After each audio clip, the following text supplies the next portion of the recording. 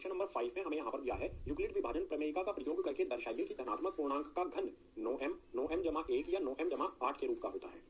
कोई भी धनात्मक पूर्णांक हमें दिया गया है, अगर हम उसका घन करें, घन यानी कि घात पावर उसकी 3 लगाएं तो हमें 9m जमा 1 या 9m जमा 8 के रूप में हमारा उत्तर मिलेगा। ये हमें दर्शाना है और यूक्लिड विभाजन प्रमेयिका का यूज करके, इस्तेमाल करके। तो इसका हल शुरू होता है यहाँ से। सबसे पहले मान लेंगे कि a हमारा कोई धनात्मक पूर्णांक है और b बराबर, b का मान हमें क्या रखना चाहिए, m के साथ गुना में यहाँ पर 9 दिया गया है, यहाँ पर भी 9 दिया गया है और यहाँ पर भी 9 दिया गया है। आप कहोगे b बराबर 9 रख लो, लेकिन 9 रखने पर ये क्वेश्चन बड़ा हो जाएगा। तो b का मान क्या रखा जाए?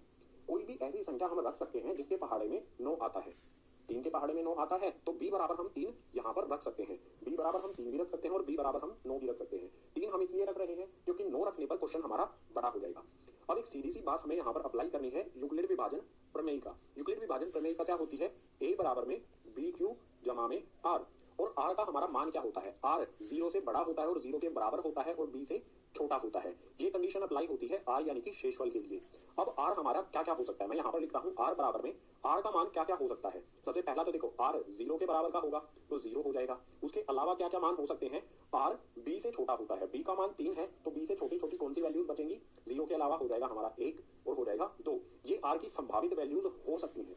अब इन r की संभावित वैल्यूज के लिए हम इस तरह की एक अलग अलग इक्वेशन बना लेंगे। r जब हमारा 0 हो, जब हमारा 1 हो, जब हमारा 2 हो। तो यहाँ पर मैं लिखता हूँ r बराबर 0। इसके लिए हमारी इक्वेशन क्या बनेगी?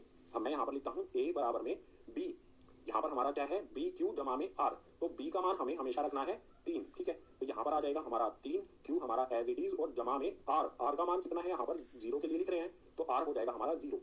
बिल्कुल इसी तरह से जब हमारा r बराबर में 1 हो, ये हमारा फर्स्ट केस है, ये वाला हमारा फर्स्ट केस है, यहाँ पर लिखता हूँ फर्स्ट, ठीक है। इसी तरह से सेकंड केस है, ये हो गया हमारा सेकंड केस जब हमारे r का मान 1 है। तो इस कंडीशन में हमारी इक्वेशन क्या बनेगी?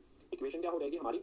a बराबर में 3q जमा में r। r का मान अब हमारा हमने कितना लिया है? 1, तो यहाँ पर r की जगह पर आ जाएगा 1। बिल्कुल इसी तरह से हमारी थर्ड कंडीशन आएगी। थर्ड कंडीशन में, थर्ड यानी कि तीसरी कंडीशन में r बराबर रखेंगे हम 2। हमने यहाँ पर r के 3 मान रखे हैं ना, 0 1 2, 0 यहाँ पर रखा, 1 यहाँ पर रखा। अब 2 के मान के लिए हमारी इक्वेशन क्या बनेगी? a बराबर में 3q जमा में r यानी कि 2।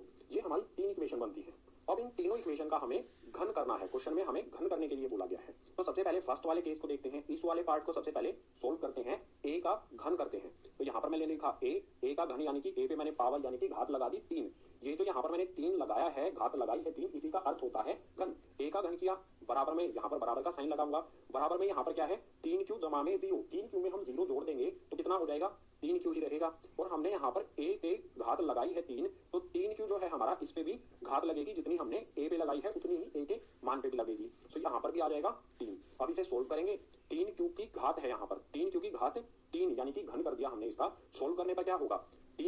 3 की घात 3। जब इसे सोल्व करेंगे तो यहाँ पर आ जाएगा 3 को 3 से ही आपस में मल्टीप्लाई करेंगे 3 बार। 3 को 3 से मल्टीप्लाई करेंगे, गुना करेंगे तो आ जाएगा 9, 9 को 3 से गुना करेंगे तो आ जाएगा 27। 3 की घात 3 ये हो जाएगा 27 और q पर घात 3 लगेगी तो आ जाएगा q और यहाँ पर ये 3 एज इट इज। अब यहाँ पर हम क्या कर सकते हैं? 27 के पहाड़े में, सॉरी 9 के पहाड़े में 27 आता है, हमें क्या चाहिए? 9 चाहिए है। तो इसमें से 27q की घात 3, इसमें से हम 9 कॉमन लेंगे। 9 के पहाड़े में 27 आता है तो यहाँ पर मैं 9 लिख लेता हूँ। कितने पर आता है? 3 पर। 9 दिए 27 और q हमारा एज इट इज, इसकी घात 3 एज इट इज, ब्रैकेट कर देंगे बंद। जो ब्रैकेट के अंदर हमारा मान आया है 3q घात 3, इसको मान लूंगा मैं m, ठीक है। यहाँ पर कोमा लगा के लिखता हूँ m बराबर में 3q की घात 3। इसकी जगह पर इस ब्रैकेट के अंदर जो भी हमारी वैल्यू है इसको मैंने m मान लिया, यानी इस पूरे ब्रैकेट की जगह पर मैं m लिख सकता हूँ। तो हमारा मान क्या आएगा? 9 ऐसा का ऐसा आ जाएगा और ब्रैकेट की जगह पर आ जाएगा m, यानी a की घात 3 यानी कि a का जब मैं घन करता हूं तो मुझे क्या प्राप्त होता है? 9m। यही मुझे दर्शाना है। यहाँ पर 9m हमने दर्शा दिया। बिल्कुल इसी तरह से सेकंड वाले केस को सोल्व करेंगे। ये हमारा सेकंड वाला केस है, नीचे सोल्व करते हैं इसे। इक्वेशन क्या है हमारी? यहाँ पर सेकंड वाला केस लिख लेते हैं। यहाँ पर सेकंड केस इक्वेशन है हमारी यहाँ पर a बराबर में 3q जमा में 1। a का घन करता हूं मैं तो इसकी वैल्यू का भी हो जाएगा घन, यानी कि इसमें पावर लग जाएगी, घात लग जाएगी 3। अब इसका फॉर्मूला क्या? ये फॉर्मूले की फॉर्म में आ गया, इस पे हम एक फॉर्मूला लगा सकते हैं। फॉर्मूला क्या होता है? यहाँ पर लिख देता हूँ a जमा में b, इसकी घात 3 जब होती है, इसको सोल्व करने पर, इसको खोलने पर क्या मिलेगा हमें? a की घात 3 जमा में 3a की घात 2b, फिर जमा में 3a b की घात 2 और उसके बाद जमा में b की घात 3। ये फॉर्मूला होता है, तो आपने कक्षा 9वीं में पढ़ा होगा, सीखा होगा। इसको इस पे 3q जमा 1 की घात 3, इस पे हम यही वाला फॉर्मूला अप्लाई कर देंगे, लगा देंगे। तो सोल्व करते हैं इसे। सोल्व करने पर सबसे पहले क्या करना होगा? 3q है इसकी घात आएगी 3, फिर जमा का निशान आएगा, 3 आ जाएगा। 3 के साथ यहाँ पर क्या है, a स्क्वायर b, a की घात 2 और b। तो यहाँ पर a हमारा है 3q, ब्रैकेट लगा के लिखता हूँ यहाँ पर 3q, इसकी घात होगी 2। उसके बाद b का मान कितना है हमारा, यहाँ पर है 1, तो यहाँ पर आ जाएगा हमारा 1। उसके बाद फिर से जमा का निशान लगाता हूँ।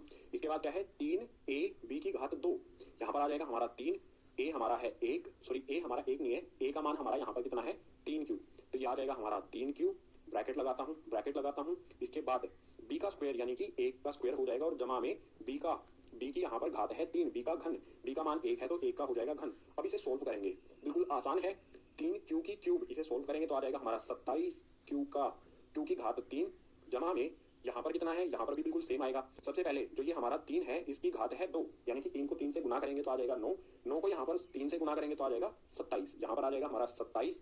उसके बाद जो हमारा ये q है इस पे भी ये घात 2 लगेगी तो आ जाएगा q की घात 2, और एक जो हमारा ये है, ये एक इसमें गुना होगा 3q, मतलब इस 27q स्क्वायर में जब एक गुना करेंगे तो ये ऐसा कैसा रहेगा, इसमें कोई भी अंतर नहीं आएगा। इसके बाद आगे को सोल्व करते हैं, जमा का निशान लगाएंगे।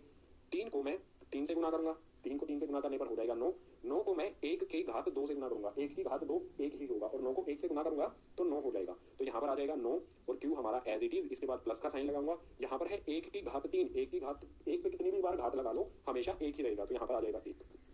अब आप यहाँ पर ध्यान से देखो, स्टार्टिंग से यहाँ से लेके यहाँ तक देखो 27, उसके बाद फिर से आता है 27 और फिर आता है 9, यानी हमें 27, इस 27 और इस 9 में से 9 को उभयनिष्ठ यानी कि कॉमन ले सकते हैं, ले लेते हैं कॉमन ले लेते हैं। इसे थोड़ा सा ऊपर करता हूँ, पहले कॉमन ले लेता हूँ, उभयनिष्ठ रख लेता हूँ, तो यहाँ पर बचेगा क्या, इस 27 में से मैंने 9 को उभयनिष्ठ ले लिया, तो 9 के पहाड़े में 27 आता है 3 पर, और q की घात 3 हमारा एज इट इज आ जाएगा, प्लस का साइन लगाऊंगा, यहाँ पर है 27q स्क्वायर, इसमें से 9 उभयनिष्ठ ले लूंगा तो 9 के पहाड़े में 27 आता है 3 पर, q की घात।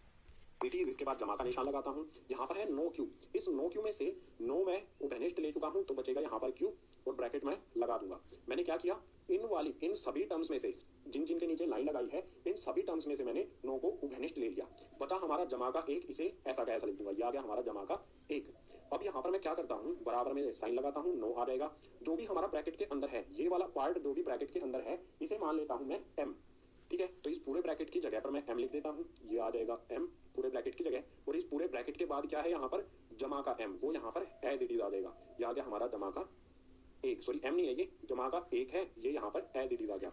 यहाँ पर ये भी लिख देता हूँ, m बराबर में 3q की घात 3 जमा में 3q की घात 2 और जमा में q, ये हमने m बराबर रख दिया, तो इस पूरे पार्ट की जगह, ब्रैकेट की जगह यहाँ पर m आ गया, और जमा का 1 यहाँ पर एज इट इज आ गया। हमारा पहले केस में 9m आ गया, दूसरे केस में 9m जमा 1 आ गया। अभी हमारा तीसरा केस भी हमें देखना है। तीसरे केस में क्या है, यहाँ पर देखो a बराबर 3q जमा में 2, इसे भी सोल्व करते हैं। यहाँ पर मैं लिखता हूँ, अगले वाले पेज पर ही लिख लेता हूँ। ये क्या था हमारा थर्ड केस। तीसरे केस में हमारा क्या था, a बराबर में 3q जमा में 2, हमें घन करना है। a पे 3 लगाता हूँ तो इसकी जो वैल्यू है इस पे भी घात लग जाएगी 3, इस पे भी बिल्कुल वही फॉर्मूला अप्लाई मैं करूंगा, ये वाला फॉर्मूला ही यहाँ पर भी अप्लाई किया जाएगा, a जमा में b की पावर 3, यही फॉर्मूला अप्लाई करेंगे। सो सोल्व करेंगे इसे, तो सबसे पहले क्या करना है, फॉर्मूला आपको अप्लाई करना आता ही होगा ना। इस पे कर देता हूँ प्लस में, यहाँ पर लिखता हूँ मैं 3, इसके बाद ब्रैकेट में आ जाएगा 3q, इसकी घात लगा देंगे 2, इसके बाद आ जाएगा यहाँ पर गुना में 2, फिर से जमा का निशान लगाऊंगा, यहाँ पर आ जाएगा 3, ब्रैकेट के अंदर आ जाएगा 3q, इस पे कोई घात नहीं लगेगी, अब घात लगेगी 2 पे। इसके बाद जमा का निशान लगाऊंगा। आखिरी में क्या करना है, हमें जो हमारा b होता है, b का मान होता है, उसकी घात 3 करनी होती है, यानी कि आ जाएगी 2 की घात 3।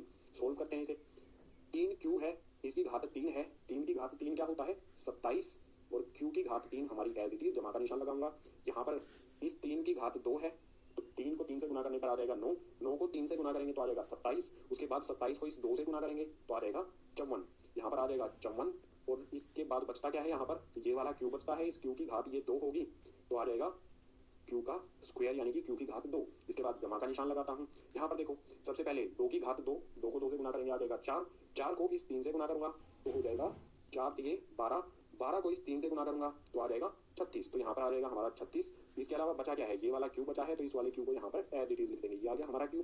जमा में 2 की घात 3, 2 को 2 से ही 2 को आपस में 2 से ही 3 बार गुना करना है, 2 दूनी 4, 4 दूनी 8, तो इस 2 की घात 3 की जगह पर आ जाएगा 8। अब क्या करना है, देखो 9 के पहाड़े में कहाँ तक संख्याएं आती है, 9 के पहाड़े में 27 भी आता है, 9 के पहाड़े में 54 भी आता है, 9 के पहाड़े में 36 भी आता है। तो इन शुरुआत वाली 3 टर्म्स में से मैं 9 उभयनिष्ठ यानी कि कॉमन ले लूंगा। यहाँ पर मैं 9 कॉमन लूंगा, बचेगा क्या गाइस, यहाँ पर 9 के पहाड़े में 27 कितने पे आता है 3 पे, उसके बाद q की पावर 3 यानी कि q की घात 3, ये हमारा एज इट इज आ जाएगा। इसके बाद जमा का साइन लगाऊंगा। यहाँ पर है 54, 9 के पहाड़े में 54 कितने पे आता है? 9 के पहाड़े को 6 तक लेकर जाने पर आएगा 54, तो यहाँ पर 9 उभयनिष्ठ लेने के बाद यहाँ पर आ जाएगा 6, और जो हमारा q की घात 2 है ये एज इट इज आ जाएगा। फिर से जमा का साइन लगाऊंगा। यहाँ पर है 36, 9 के पहाड़े में 36 कब आता है? 4 पर। इस 36 में से 9 उभयनिष्ठ यानी कि कोमल ले लूंगा, तो यहाँ पर आ जाएगा 4, और इसके साथ में ये वाला q as it is bracket कर देंगे बंद, और जमा का 8 आ जाएगा हमारा एज इट इज। अब आप ध्यान से देखो, ब्रैकेट के अंदर जो भी हमारा मान है इसको हम मान लेंगे m, तो हमारा आंसर क्या आएगा? 9 आ जाएगा। जो ये ब्रैकेट है इस पूरे ब्रैकेट की जगह पर मैं m लिख देता हूँ, ठीक है। यहाँ पर मैं लिख देता हूँ 9 के साथ m इस पूरे ब्रैकेट की जगह पर, और उसके अलावा क्या बचेगा? जमा का 8 यहाँ पर लिख देता हूँ। ये आ गया हमारा जमा का 8। यहाँ पर ये भी लिख देता हूँ m बराबर में, m का मान हमारा क्या है? इस पूरे ब्रैकेट को हमने m मान लिया, जो भी इसके अंदर दिया गया है, तो m बराबर में यहाँ पर लिख देता हूँ मैं 3q की घात 3 जमा में 6q की घात 2 जमा में 4 और q, ये हमारा m का मान है। तो हमने तीनों कंडीशन में क्या देखा कि जो भी हमारा धनात्मक पूर्णांक है जब हम उसका घन करते हैं तो हमारा 9m मिलता है, उसके बाद हमें 9m जमा में 1 मिलता है, और आखिरी में 9m जमा में 8 मिलता है। यही हमें दर्शाना था। क्वेश्चन हो गया कंप्लीट। लेकिन मैंने आपको कहा था कि हमने b का मान, जो हमारा ये b बराबर 3 है, इस 3 की जगह पर 9 क्यों नहीं रखा? हमें 9 रखना चाहिए था ना, तो मैंने 3 क्यों रखा? देखो, क्वेश्चन को छोटा करने के लिए ये किया गया था। यहाँ पर 9 है, 3 के पहाड़े में 9 आता है, तो यहाँ पर हम 3 रख सकते हैं। मान लीजिए जहां पर भी हमें 9 दिया गया है, यहाँ पर हमें अगर 4 दिया होता तो उस 4 की जगह पर हम 2 रख सकते थे, क्योंकि 2 के पहाड़े में 4 आता है, ठीक है। इस तरह से हम क्वेश्चन को छोटा कर सकते हैं। अगर मान लो यहाँ पर मैं 3 की जगह पर 9 रखता तो हमारा r का मान कितना हो जाता? 0 1 2 3 4 5 6 7 8 तक हमारा मान जाता, और 8 या 9 हमारे केस बनते। अभी हमारे r के 0 1 और 2 ये हमारे मान थे, तो सिर्फ हमारी 3 ही कंडीशन हुई। अगर r का मान 8 तक जाता तो हमारी कुल 9 कंडीशन होती, 9 केस बनते, और क्वेश्चन बहुत ज्यादा बड़ा हो जाता। तो ये हमने दर्शा दिया है यहाँ पर कि जो भी हमारा धनात्मक पूर्णांक a है, जब हम उसका घन करेंगे तो वो 9m या फिर 9m जमा 1 या फिर 9m जमा पूर्णांक का घन 9m जमा 1 या फिर 9m जमा 8 के रूप का होता है। यही हमें दर्शाना था, यहाँ पर हमने ये दर्शा दिया है। बिल्कुल आसान सा क्वेश्चन था। अगर समझ नहीं आया है तो एक बार दोबारा से देख लो इस क्वेश्चन को, बिल्कुल अच्छी तरह से समझ में आएगा, और एक बार खुद से सोल्व करने का ट्राई करो, ठीक है।